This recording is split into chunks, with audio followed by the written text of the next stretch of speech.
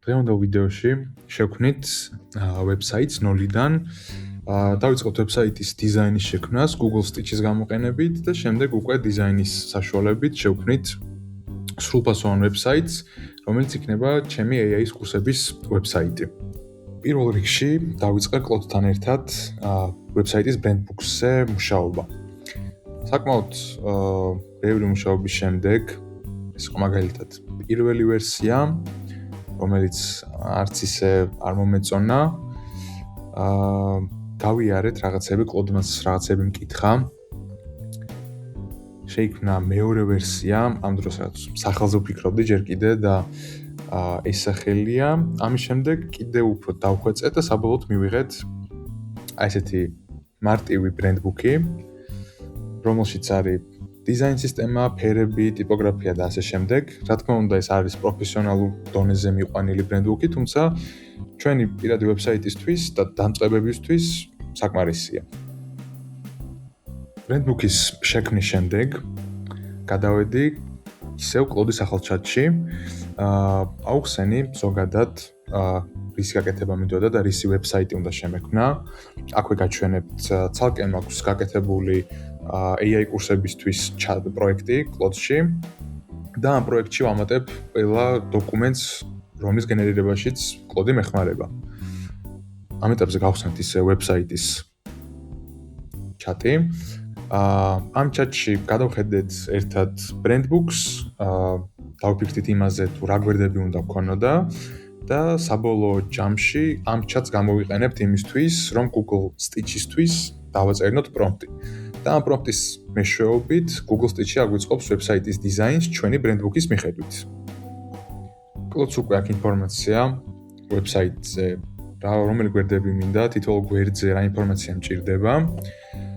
ეხლა ძალიან მარტივი პრომპტის საშუალებით კლოდი შეძლებს, რომ გაითვალისწინოს ჩვენი brandbook-ი, შექმნა შესაბამისი პრომპტი, რომელსაც უკვე შემდეგ გამოიყენებს Google Stitch-ი, რომ შევქმნას UI UX დიზაინი. ვაძლევთ ძალიან მარტივ პრომპტს. ამ ძალიან მარტივი პრომპტის საშუალებით კლოდ შეუძლია, რომ Stitch-ისთვის შექმნას პრომპტი, რაღაც შეკითხვა დამისვა. ეხლა მაგალითად landing page-ზე მინდა, რომ იყოს კომპანიების სია, იმ კომპანიების, რომთანაც მითანამშრომლია. ამ ეტაპისთვის კონტენტი არ გვაინტერესებს, კონტენტზე უკვე ვებსაიტის აწყობის შემდეგ ვიმუშავებთ, ამიტომაც უბრალოდ ვეთქვით კლოდს, რომ დაიგნოროს ეს სექცია ჯერჯერობით. კლოდმა უკვე შექმნა Google Stitch-ისთვის პრომპტი. აქვე ვკითხა ხომ ჭირდება კონტენტზე დახმარება, რომელიც როგორც უკვე ვახსენე, ამ ეტაპისთვის არ გვინდა. ვაკოპირებთ Google Stitch-ის პრომპტს. Google Stitch-ზე ცალკე ვიდეოც მექნება და ასევე კურსის ფარგლებში Google Stitch-ზეც გვექნება დავალებები და პროექტები. აქედან აგვირჩევ 3.1 Pro-ს, რადგანაც შედარებით კომპლექსური flow მაქვს რაღაც მიმართულებებით, ამიტომაც დავტოვებ ამას. და ასევე ავტვირთავ კლოდის მიერ დაგენერირებულ brandbooks. და სულ რამოდენიმე წუთში გვექნება ჩვენი ვებსაიტის დიზაინი. და სულ რამოდენიმე წუთში ჩვენი ვებსაიტის დიზაინიც უკვე შექმნილია. აქვე დაგენერირდა პროტოტიპიც, რომელიც არის ინტერაქციული, შეგვიძლია დავეჭიროთ და სხვადასხვა ღილაკებს და გადავიდეთ სხვადასხვა გვერდებზე. რა თქმა უნდა, კონტენტის შესავსები იქნება, თუმცა ეს ნაწილი ჯერ ამ ეტაპისთვის არ გვაინტერესებს. საწყის ეტაპზე, ჩემი კურსებისთვის, ეს ვებსაიტი სრულად მისაღებია და სრულად ფარავს იმ მოთხოვნებს, რომლებიც მე მქონდა. ასევე აქვს რეგისტრაცია, პროგრამის შესახებ ინფორმაცია, სილაბუსი, რომელიც უფრო დეტალურად ჩაიშლება კიდევ დამატებით ვებსაიტზე. შემდეგი ეტაპია უკვე ამ დიზაინის ექსპორტი. Stitch-ი გვაძლევს საშუალებას სხვადასხვა ფორმატში გამოვექსპორტოთ ჩვენი ვებსაიტის დიზაინი. შეგვიძლია გადავიტანოთ Figma-ში, თუ ხართ დიზაინერი და გსურთ მცირე დეტალების დახვეწა. შეგვიძლია zip-ად გამოვექსპორტოთ, ან MCP-ით მოვაკითხოთ ამ დიზაინს. ასევე Google Stitch შეუძლია, რომ აწყოს პატარა React-ის აპლიკაცია ამ დიზაინის მიხედვით. ამ ეტაპისთვის მე მჭირდება, რომ zip-ად იყოს ეს დიზაინი. გავაკეთებთ exports. გადმოვწერთ და შემდეგ ამ zip-ს გადავიტანთ უკვე Cloud Code-ში. ეს არის VS Code, პროგრამა, რომელსაც დეველოპერები იყენებენ კოდის აწერად. აქ ქვემოთ გვაქვს გახსნილი ტერმინალი და ტერმინალში გვაქვს გახსნილი Cloud Code. Cloud Code-ს გამოვიყენებთ ახლა იმისთვის, რომ ჩვენი ეს HTML-ში შექმნილი კოდი, დიზაინი უბრალოდ გარდაქმნას Next.js-ის პროექტად და Next-ს გამოვიყენებთ იქიდან გამომდინარე, რომ კარგი SEO გქონდეს ჩვენს ვებსაიტზე და Google-ში შედარებით მართლა დავირანგოთ. ასევე გვჭირდება ფორმა რეგისტრაციის, ან როდესაც მოხმარებელი დარეგისტრირდება კურსზე, შეტყობინება მივიღოთ ან იმეილის სახით, ან Slack-ზე, ამას უბრალოდ გადავწყვიტავთ. ამ ეტაპზე უბრალოდ დავგეგმავთ ამ პროექტს.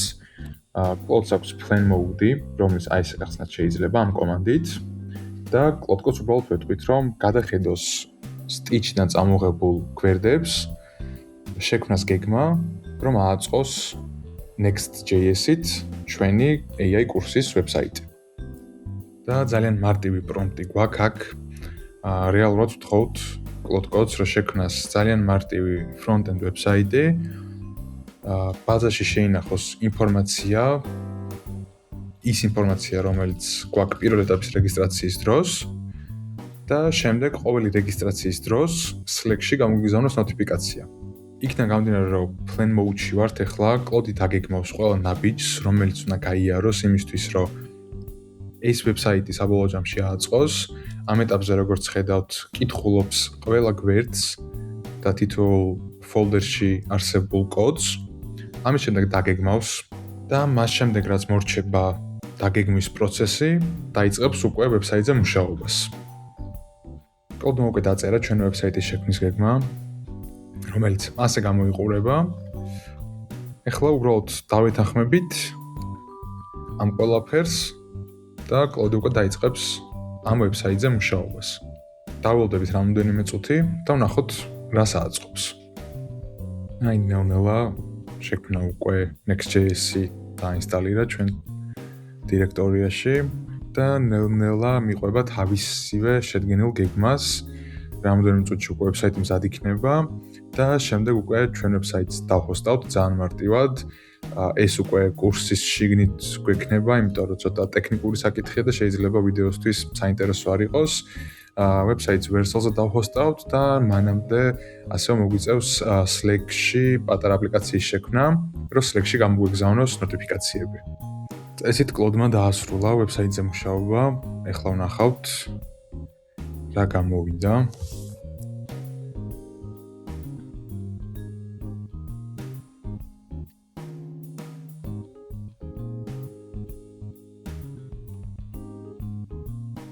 რეალურად იგივეა, რაც აწყო Stitch-მა.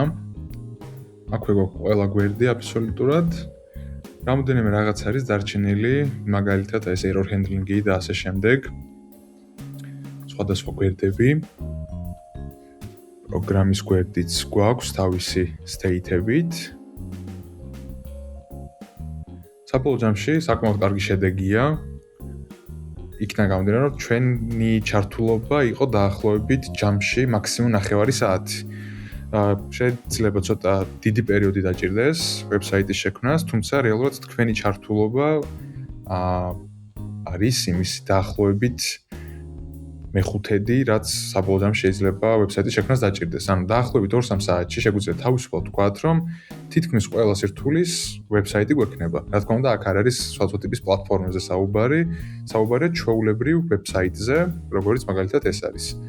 ვებსაიტი წესით ასევე ოპტიმიზირებული უნდა იყოს ტელეფონისთვისაც, თუმცა აქაც შეიძლება პატარა ბაგები იყოს, მაგალითად როგორც არის აი ეს. თუმცა ამისი გასწორებაც ძალიან მარტივად შეუძლია Cloud-ს.